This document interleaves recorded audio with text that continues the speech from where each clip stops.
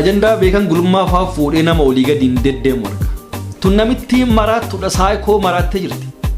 Waan kana yeroo dheeraaf illee dubbachuu hin barbaanne garuu hin dubbadha. Gaaffileen namoonni hedduun waa'ee iskeel gabbisaa faa waa'ee heenookiin faa waa'ee farawaan maaliif OMN irratti hin dhiyaanne waan kana kaasan. Jaalmarroon eessa jira? Jaalsanyiin eessa jira? Maaliif gabbahanii hin dhukaafne isinitti mammallee qullaa sammuun qullaa ilaa abii beekee jara tana sadii Oromoo ittiin diiguu fi tarsiimoo biraati. Ammallee akka seera waraanaatti wanni an beeku miidiyaa gubbaatti hin haasawamu. Qullaadha jechuun namni akkas jedhaa sammuun isaa qullaadha. Diinni kee woboodha. Diinni kee OMN. Ana maboo jechuudha yeroo muraasa qofa isin eegna. Yoo waan kana tattamatti furtanii uummatatti ka gadi hin baane taate waan jira uummatatti himnee uummanni faluu fi hakaatu jechuun uummanni biyyaa dhumu jira. Bilisummaan Oromoo karaa woboo qofaa karaa jaalmarroo qofaa karaa jaalsanyii karaa warra bosona jiru kana qofaa jara qofa gargaara miidiyaan OMN maa gargaartanii hidhamtoota maa gargaartanii maallaqa warra akkana jedhu jira. Waraanni bilisummaa Oromoo ka gargaaramu karaatti gargaaramu jira. Naquun namni ansi keessaa daandii an abdiin OMN si gargaaruu danda'a. Waraana bilisummaa Oromoo si gargaaruu danda'a. Waan woboo yookaan waan jaalmarroo gargaarti sitti fakkaatee jaarmiyaalee Oromoo miidiyaalee Oromoo hooggantoota Oromootti duulta yoo taate maqaa kan keetiin dhaabasan jibbisiisaa jirti. Dhuguma diinayyuu namni akkana karaan sobaan darban deebiin nama dhiba jette Oromoon si argadhee jira. Si argadhee jira harka kiyya rakkuftee ta'e ifatti itti dhaadate likkii si galcha. Taayeen jaanjoon juujumaan gugumaan jechuudha. Namtichi rabbi rukute. Namichi aan takkaa nama akkanaa rabbiin hin agarsiisu. Takka imagine hangaasa Ibrahim yoo akkitti nyaannu waladda akkitti makmaaknu waladda.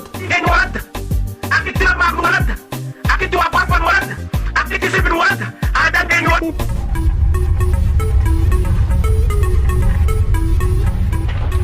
Orazi Ashama harka fuun hordoftoonni Orazi show kan idil addunyaa gubbatti argamtan hundi keessanuu nageenyi kiyyaa iddoo isin jirtanitti isin dhaqqabu jecha akkanatti gadi taa'ee sagantaa hojjechuu haga dhiisee turee jira. Almost ji'a fi wayiif deemnaa haga taatee goota keenya wareegama artiist Hacaaluu Hundeessaa booda kun waraabbii kiyya ka jalqabaati. Aga siin dura dabree hiriira bahuu waan adda addaati irratti akkasumas waanuma yeroo iyyuu hin arganne akkanatti gattaa'ee haasa'uudhaaf ammas mee wantoonni muraasni ka'uu qaban waan jiruuf wantoota silaa ka'uu qaban muraasa hin kaasaa. As biratti ammallee waa'ee miidiyaa xiqqoo waan muraasa dubbachuu barbaada. Oromoonni fakkeenya baay'inaan ka argamnu sooshaal miidiyaa yookaan feesbuuka gubbatti. Twitter gubbaarra Oromoon akkasumara hin jirtu wanni kun sirriitti irratti hojjetamuu qaba. YouTube irratti hirmaannaan Oromoo sirrii malee laafadha. Dokumentaarii biyyatti hojjetanii kan isaan itti maqaa nu balleessan karaa YouTube kanaani hirmaannaan YouTubein Oromoon hirmaannaan inni YouTube irratti qabu sirrii malee cimuu qaba. YouTube yeroo isin jedhu namoota waan Oromoo fayyadan hojjeta.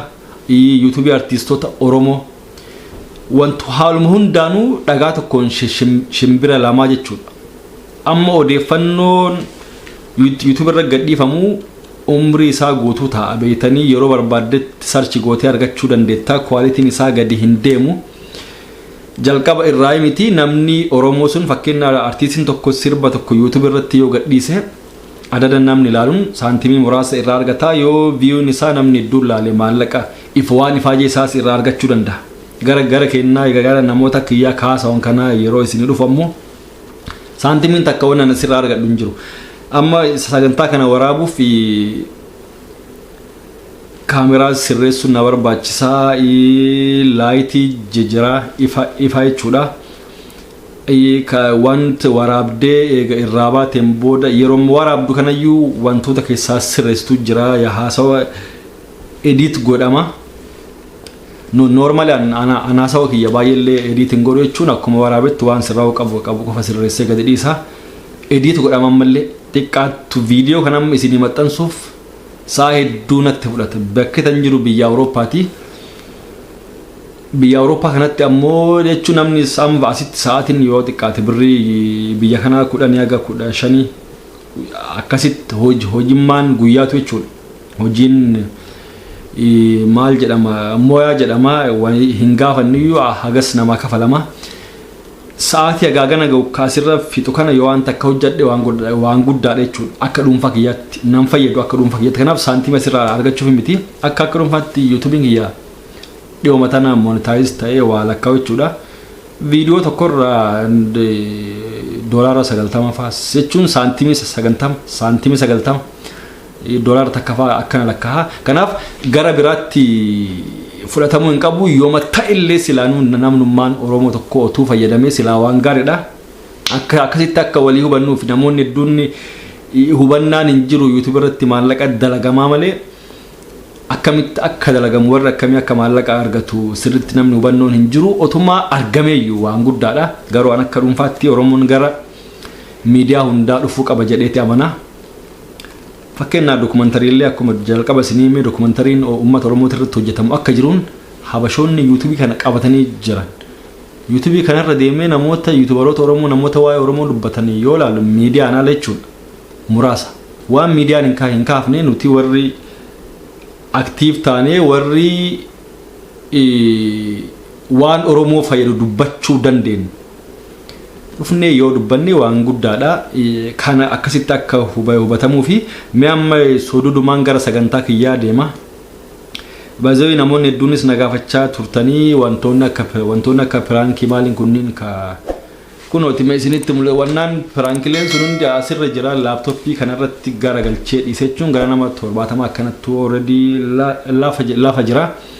Ammatti hin barbaachisu piraankilee kanneen amma osoo maxxansee namni hin laala YouTube'n kiyyuu ka xiqqoo guddatti subscribe maaliin kunniin eega piraankilee kanneen gadhiisuu eegalee booda namni akka dhuunfaatti otuu akka bu'aatiif taatee piraankilee kana cal jedhee gadhiisaa namoota hedduu piraankii ta'e ammatti kun hin barbaachisu ajandaa kanaaf yeroo hin jiru ajandaa kan akka dhuunfaatti waan na dhiphisu hedduutu jira akka sabaatti jechuudha waan hojjechuu qabu biyya amma jiru kana keessatti ijaaramus ta'e miidiyaa hawaasaa gubbatti odeeffannoo biyyarraa dhufan irratti hojjechuu akkasumas miidiyaalee garaagaraa irratti carraa bal'aatu jira waa'ee uummata keenyaa dubbachuuf jechuudha amma wanni guddaan nu dhiphisaa isa waan ta'eef isa irratti xiyyeeffannaa interviilee muraasas godhee jira akka miidiyaalee adda addaa waliin fakkeenyaaf kooshiis gadaanuu sifaa kanneen OMN faarrattis wantoota muraasa waan silaa kaa'uu qabna akka sabaatti jechuudha. Kanaaf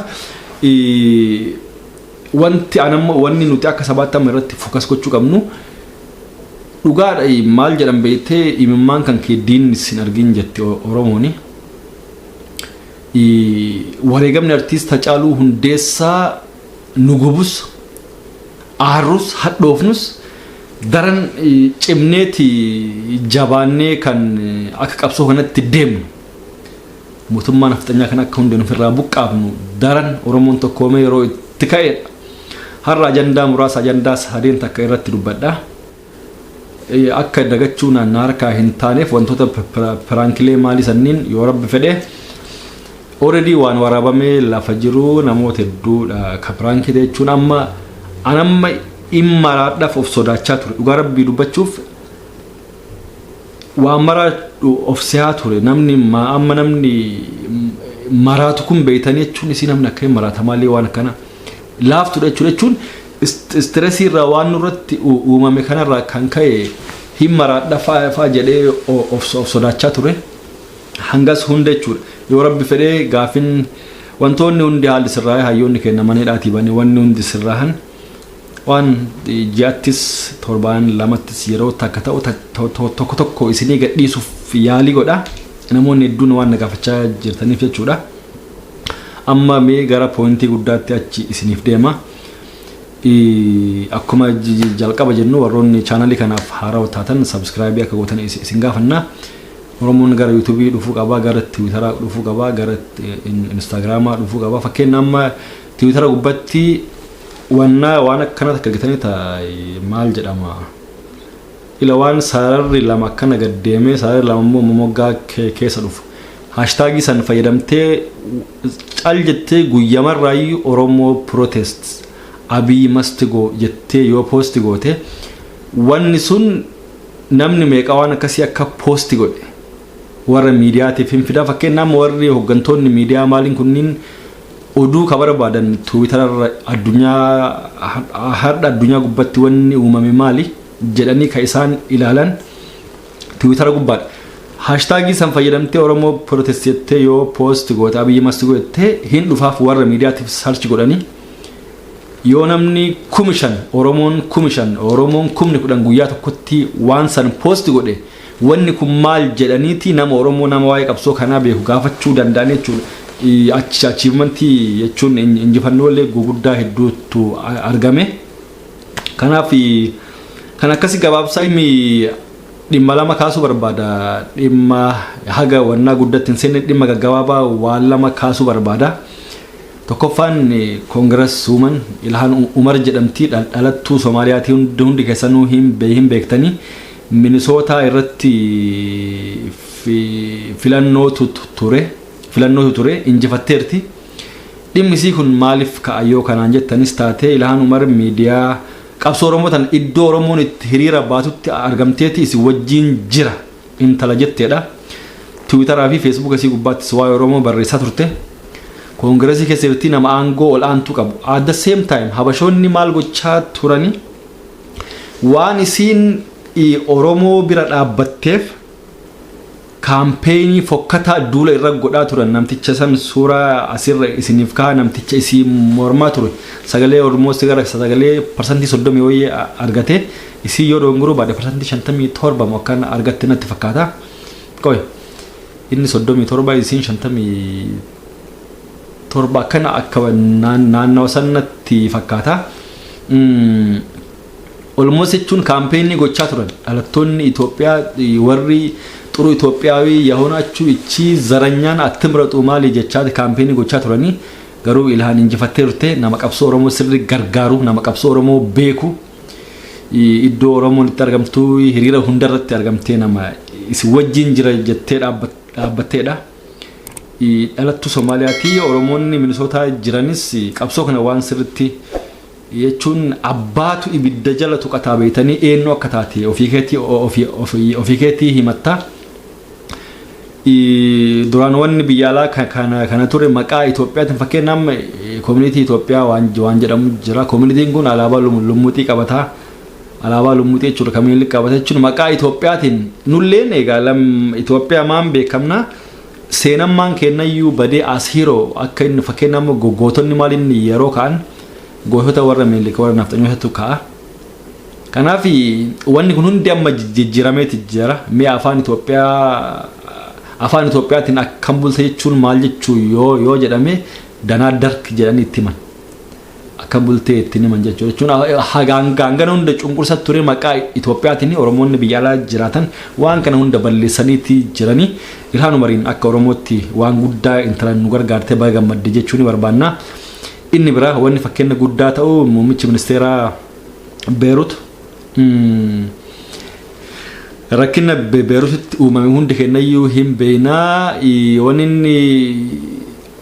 balaa wahii meenshaa wahii ka istoorii magaazina keessa ture dhohuudhaan lammiilee hedduu gara nama 100 hedduutti dhume I think 100 yoo dongoruu baadhe dhume muummichi ministeeraa gadi bahee dhiifa mallaal wanni sun hin uumame waan inni ta'e jedhee godhee miti. Yeroo inni biyya bulchaa jirutti wanni kun waan uumameef dhiifama gaafatee aangoo irraa bu'e. Silaa warra hoggantoonni Afrikaa tunniin waan akkanaa dhaga'uu hin barbaadanii waan guddaadha silaa Oromiyaa keessatti gara nama gana ga'u hidhee Abiyyi kaan ajjeesee haga ammas ijibbaata falmachaati jira. Kun fakkeenyummaa guddaadha silaa wanni Abiyyi silaa sammuu qabaate yeroon inni itti Oromiyaa gadhiisee baqatu amma haa ta'uuti dirqiin buqqifnee ka'ariin ta'a inni dhimmi kiyya kabiraa waa'ee lammaa waa'ee xayyibaa waa'ee milkeessaa doktora milkeessaa miidhagaati waan muraasa kaa'uu barbaada.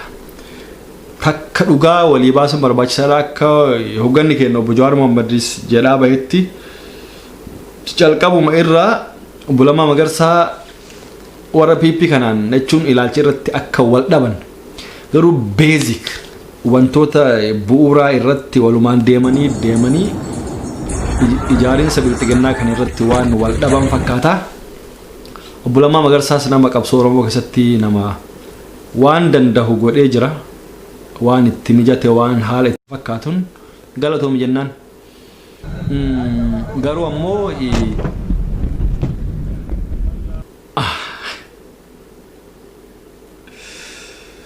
wanni gariin faante akka itti dubbatanii nama dhibaa. Anamma poointii takka kaasuu fedha waa'ee Lammaa kana jechuudha. Waan godheef haa galatoomuu garuu jalqabumayyuu namni ummanni itti gaafatamu guddaa innis tarii hinganame okay garuu ammoo itti gaafatamummaa guddaa namni waan kana hunda doon laal waa wahii yoo nama naaqabi jettee nama sanii kennitee namni sun si jalaa nyaate fakkeenyaaf sin jedha atillee jalaa hin baatu dongorri kee jechuudha nama itti waa kennattu addaan ilaallachuu qabda. Lammaa Magarsaa uummanni Abiy Ahmad namticha namni tokkoyyuu hin beekne waggaa bara jalqabaa isaa keessa hojjechaa ture warri namni OMN guruu namni bilbila namaa basaasuu Abiy Ahmad mataa isaa ture wayyaan itti fayyadamtee ofirraa ariite achi booda isaa ofirraa dhukkaayee taa'u Lammaa Magarsaa qoshasha keessaa fuudhee ol baase. Achi booda Abiyyi kana namni beekuyyuu hin jiru jechuudha. Kanaaf Lammaa Magarsaa duuba uummanni Oromoo uummanni amanee waan kana itti kenne obbo Lammaa Magarsaati. Garuu ammoo obbo Lammaa Magarsaatis fuudhee waan kana Abiyyi kenne ilaalchummaan haalli itti Oromoon itti adeemaa jiruu fi haalli wanni Oromoon barbaaddu fi wanni OPDO'n barbaaddu tokko miti. Otuu Lammaa Magarsaatu aangoora taa'ee kan itti fufutaate wantoota hedduu kan interesting kenna garagaraa hedduutu jira. Oromummaa irratti ammoo Abiyyi fi Lammaan walittuu hin dhuftu. Kanaaf wanni sun akkasitti uumamte obbo Lammaa Magarsaa amma nuuf dhimmi jaraa ajandaa ta'uu hin danda'u. Obbo Lammaan wannaa lama qaba. Chaansii lama qaba. Dhugaa jirtu dubbatee qabsoo uummataatitti makamu yoo wareeginis barbaachise itti wareegamudha. Milkeessaanis hundi jaraatu xayyibaanis garuu ammoo hacaalutu nurraa ajjeefamee hooggantoonni teenne Jawaar Faati Baqqalaa Faanti Abdii Raggaasaa Faanti hundi Hamzaa Booranaa Shamsaddiin Xaa namni kun hundi hidhaa jira. Oromoo gara nama 10,000 wayii oltu hidhaatti guurame amma. Tooppikiin kenna amma kana. Tooppikiin kennalleen tooppikii nama dhuunfaa osoo hin ta'in tooppikii jechuun ajandaan kenna ajandaa qabsooti ajandaa tarsiimooti ajandaa galmaati galmi kenna eessaa garam deemna ajandaa jedhudha. Kana yoo qabsootti makaman haa makamanii amma fakkeenya Lammaa wannaa xayyibaa fi milkeessaa irratti I think himannaa hunda banuuf deemanii kisinatti fakkaata wanni jiraa ima jirti garuu waan kana Oromoon beekuudha barbaada. Ana akka dhuunfaatti akka abdiitti amma namoonni gariin akkam jedhanii namoonni yaadan fa'aatu jira. Abiyyi beekee jaalatana sadii Oromoo ittiin diiguu fi tarsiimoo biraati. Abiyyi sammuu kana gettuyyuu hin qabu. Rabbi ittiin beeku. Otootuu sammuu qabaate Jawaar Faani. Abiyyi otootuu sammuu qabaate Jawaar Faa Baqqalaa faa hidhuuf hin deemu. Osoo Rabbi hagan omarallee of beeke namichi daampidha jechuudha goggowaadha. Waa'ee Lammaa fi xayyiba akkasumas milkeessaa midhagaawwan gara sabaatti haa deebi'anii amma hagan sa'aatii amma viidiyoo kana waraabutti Lammaa Magarsaa xayyibaa hunda isaaniitu manni jaraa akka marfamee hojiirraayyuu ari'amanii jiranii. Anamma asirratti homaa hin jiru ajandaa garuu nuuf hin ta'an ajandaan kenna haga bilisummaatti kaayyoo qabaachuu qabna jechuudha. Akka Oromootti maaliif qabsoofnaa jennee yoo beekne dibeetiin yookaan mormii wahiitu hin jiru. Ammallee waan takka jira social media kana gubbaa waan deemuun jechuun namootuma muraasa yaadni akkanaa baduu waan qabuuf hin barbaachisu. Namni gariin maal jedhaa bilisummaan Oromoo karaa woboo qofaa, karaa jaalmarroo qofaa, karaa jaalsanyii, karaa warra bosona jiru kana qofaa jara qofa gargaara. Miidiyaan OMN maa gargaartanii, hidhamtoota maa gargaartanii maallaqa warra akkana jedhu jira. Daampii jechuudha. Warra sammuun jaraa qullaa isinitti hima. Qullaa argitanii qullaan akka keessan hin jiru. Isinitti hima ammallee qullaa sammuun qullaa qabsoo babaara wayyaaneen uummata Oromoo irratti tapha xiinsammuu hojjette akkasumas waan asiin dura biyya alaa kana ture dongora akkasii nu keessa deebisuuf hin deemtanii abaddan namni isin dhaga'u hin jiru. Abaddan akkasuma ammallee warri waraana bilisummaa Oromoo irra duultan.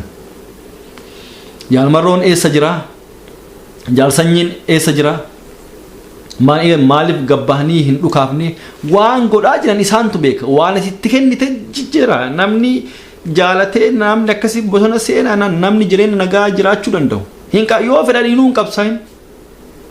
Fakkeenyaaf isin kaasikan. Waan godhan isaantu beeka. Haitti adeemanii marroon eessa jira? Woboon baanaan eessa jira maal? Singalchu sun waraanni waan godhu hin beeka.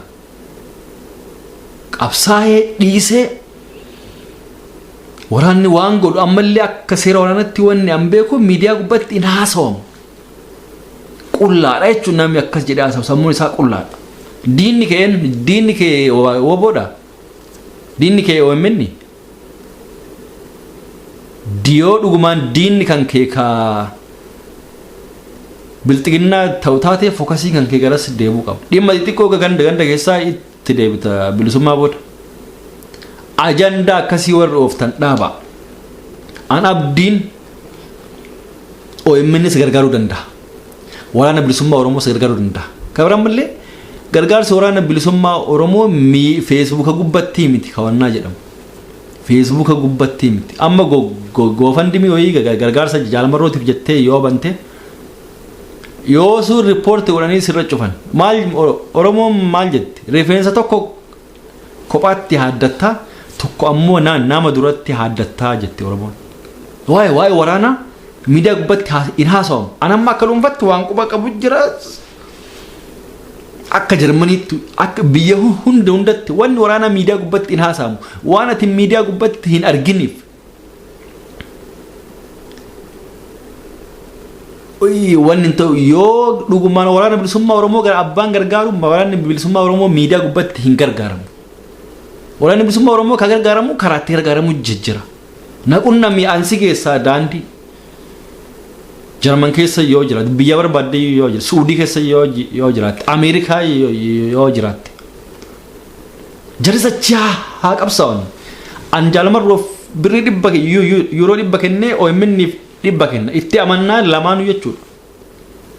Waan woboo yookaan waan jaalmarroo gargaarti sitti fakkaatee jaarmiyaalee Oromoo miidiyaalee Oromoo hooggantoota Oromoo irra duulta yoo taate maqaa kan keetiin dhaabasan jibbisiisaa jirti. Dhuguma diinayyuu namni akkana maqaa OMN'n deeggara OMN yookaan deeggara dhaaba Oromoo wahii fakkaadhee waan biraati irra duul bilxiginnaan ala dhaaba maqaa Oromootiin qabsaa'u irra duula yoo jette daampiidha jechuudha. Daampii sammuu qullaadha jechuudha. Waan kana waan dubbachuu qabuuf namitti maraattuu sammuu hin qabne maqaa isaayyuu kaasuu hin fedhan of gadi buuse taajabbii maalii jettee kaawaa barreessu tana jechuudha beekan. Ajandaa beekan gulummaa fa'aa fuudhee nama olii gadi hin deddeemu arga. Tun namitti maraattuudha saayikoo maraattee jirti.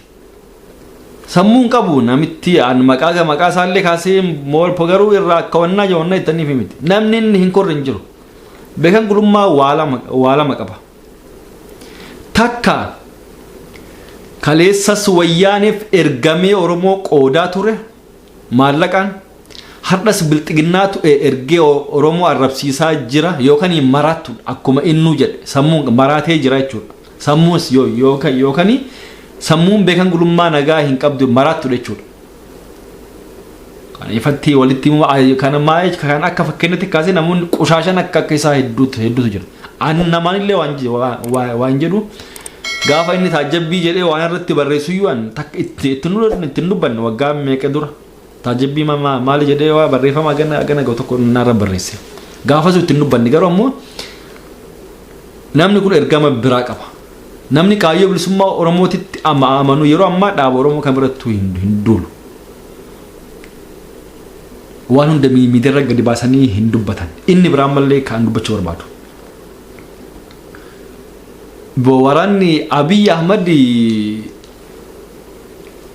ka mootummaa of harkaa qabu maallaqa gana ka of harkaa qabu mootummaan jechuun humnaan isattuu of harkaa qaba yeroo shirayyuu bara karaan sobaan darban deebiin nama dhiba jette Oromoon shirumayyuu seeraan hojjechuu hin dandeenye diraamaa hojjetan jalumaaf heelta Adaanich Ababeetiyyuu diraamaa barraa itti kenname jechuun kanaaf abbaan dhugaa qabu ima injifata Jawaar Faarra yaarras mana murtii ganama subiin otoo manni hin argin kophaa isaa abukaatolee isaa malee kophaatti mana murtii dhaabanii abbaan murtii achirra taa'u sun maal jedhee itti dhaadate waan garaa nama nyaatu si argadhee jira harka kiyyarra kufteerta ifatti itti dhaadate likkii si galchaa kanaaf Jawaarri namichi kun ammoo yeroo otuu isaa waliin otuu murtiirra jiru gadi bahee faa bilbila haasa'ee deebi'a Jawaar waan kana waan argeef jechuun ta'uu namni kun narra jiramuu qaba jedhee kaleessa gaafatee ture achi booda amma Abiy yaa diraamaa katabachiisu Abiyyima hin taane fi achi xabaqaan jechuun namtichi abbaa murtii kun akka itti fufu murtaa'ee jira haa ta'u manni murtii haqaa qeerroodha qeerroo murtii hin kenna dhuma irratti waan nan dhaamu waan akkana silaa biidirratti illee hin dubbatanii riiskii fudhadhee dubbadha self defense ummanni keenya gara of ittisaatti adeemuu qabam taphi hin jiru mootummaa qawwee baatee si ajjeesuuf sitti dhufe mootummaa qawween ummata keenya fixaa jiru mootummaa qawween ummata keenya ajjeesaa jiru harka qullaatti deemu ummanni keenya hidhachuu qaba ummanni keenya hidhateeti akka dhuunfaatti namni hundu corona miti akka dhuunfaatti ummanni keenya akka hundinuu hidhatee bosona naannoo isaa to'achuudhaan falli jiru waraanni milishaa poolisiin Oromiyaa ummata keessanitti makamaa isiniif dhaamna jabaadhaa hiriirri biyya alaatti eegalamee kan itti fufu ta'a dhumarratti waan takkamee poointii xiqqoo wayii kaasuu barbaada waan kana yeroo dheeraafillee dubbachuu hin barbaanne garuu hin dubbadha gaaffileen namoonni hedduun waa'ee Isqeel Gabbisaa fa'aa waa'ee Heenookiin fa'aa waa'ee Farawaan maaliif OMN irratti hin dhiyaanne waan kana kaasan Dikko tarsiimoo yaadaa wahii ture viidiyoo amma dheengadallee interview wayii gochuuf turanii xiqqoo waan hin sirratin jira miidiyaa gubbatti haasawuun hin barbaachisu garuu lolli wayiitu hin jiru garuu haalli jiru ima sirrata Hayyoota kanaaf wanni an dhaama barbaadu warra OMN'ti fi anillee membarii OMN garuu warra ka Jarmaniiti miseensa wanni ani isinii dhaamu ummanni kun akkamitti qeeroon akkamitti akka hogganamaa bahe tarsiimoon akkamii akka bahaa fi bahe himbe qaawwi uumamee jiru isin amma leetii ta'aa jirtan barfachaa jirtan marii itti jirtan quba qabaa akka dhuunfatti dafee gadi bahuu qabu wanni kun gaafa Jawaar lagannaan gabaa torbaan tokkoof hin labsama itti aansee pilaaniin already qophaa'e lagannaa kana booda kana goona ka jedhu daandii cufu hojii mootummaa dhaabanii mana oolu konkolaataalee biyya alaatti seenu dhoggu meeshaalee dideenaati irratti tarkaanfii fudhachuu akkasitti tarsiimoon lagannaan gabaa guutiyyuu osoo konfiijinii ture haalli dongora ture kun waan ummanni beeku jechuudha namni ummata tokkoof qabsaa'u namni saba tokkoof qabsaa'u yaanni anim waan kana jechuun waan beekuuf ummataaf ifa gochaa jira Don garaagarummaan guddaan jiru garuu garaagarummaa tarsiimootu jira waan jira ana maboode jechuudha yeroo muraasa qofa isin eegna yoo ka waan kana tattamatti furtanii ummatatti kagadi hin baane taate waan jira ummatatti himnee ummanni faloo fi hakaatu jechuudha ummanni biyyaa dhumu jira ka daandiin cufame okay banam daandiin gadda cufa lagannaan tarsiimoon adeemamuutu barbaachisa kan ammoo hin gootaniif illee osoo hin taane waan itti jirtan kana daddafaati ummatti gadi baasaa even torban kana guutuu kaleellee haadhallee malirra akka jiran quba qaba miidiyaalee Oromoo bira dhaabbadhaa OMN keelloo gadaa kuush hunda miidiyaalee Oromoo hunda bira dhaabbadhaa miidiyaalee Oromoo hunda gargaara Dr. Mararaa Guddinaatu maal jedhes seetan beeytanii jaldeessi Oromoo illeen haa gurmaa'u jedhe namaa miti Oromoo tanan bakka jirutti afooshaan maalin hundinuu kanaaf bakka hundaanuu Oromoon jabaachuudha qaba biyyalaatti hiriirri eegalame itti fufa yeroo biraa hayyaa dabal'inaatiin ka walitti deebinu ta'a harda xiqqoo aariin dhufe aariidhaan dhufe harda xiqqoo haa ta'uti jajjabina guddaatu nurraa eegamaa jajjabaachuu qabna sirriitti jabaannee uummata keenyaaf sagalee ta'uu qabna jajjabaachuutu nurraa eegamaa wani dagadde yoo jiraate amma sa'aatillee waan dheerateef waanuma bilxiginnaa kanayyuu keessa deemee haasa'uun bu'aa takka hin qabu ummanni Oromoo bilxiginnaa neennoo akka ta'e beekee jira fakkeenyaa amma haasawa taayyeen haasa'u kawal dhawu tokko fa'ii haasawa abiyyi haasa'u taayyee nama babbakkawitti maal jedhaa shira mootummaan kun jechuun shira daa'imniyyuu itti beeku jechuudha Hacaaluun yoo duute maal dhaamatta jedhee gaafate guyyoonidha dubbiin sirrii ammoo jechuun Hacaaluun gaazexeessaan sun akka Hacaaluun ajjeefamu hin beeka yoo duute maal dhaamattaa jedhee gaafate gaafin ammoo akkasin ture Hacaaluun Hundeessaa gaafa anu amma irra deebee isinitti muunuu yeroo gubutaati dhugaan jirtu ammoo Hacaaluun Hundeessaa gaafa galma barkumeetti gararsan dhiheessu bara wayyaanee sanii dhaamatee ture hiriyaa isaa ingiduu cimsaa ragaa bahee jira hin dhaamate Hacaaluun ragaa bahee gaafas hin dhaamate jedhanii dhugaadha jedhee gaafate taayyeen jaanjoon juujmaan gug jechuudha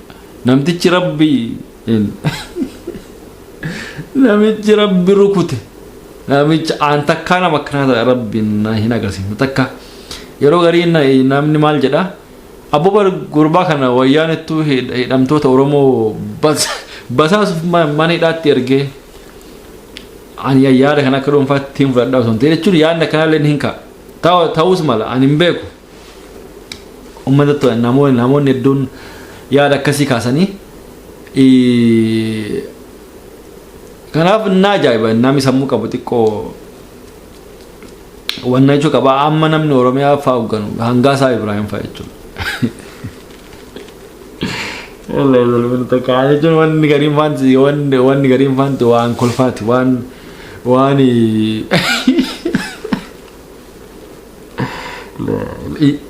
imagine Hangaasaa Ibrahim yoo akka itti nyaannu walatta akka itti makmaaknu walatta maali walatta ay Oromoo waa'ee bilxiginnaa akkanatti mootummaan doofaadhaan durfamu bu'uun isaa kufuun isaa waan hin oolledha akkasiitii jajjabaadhaa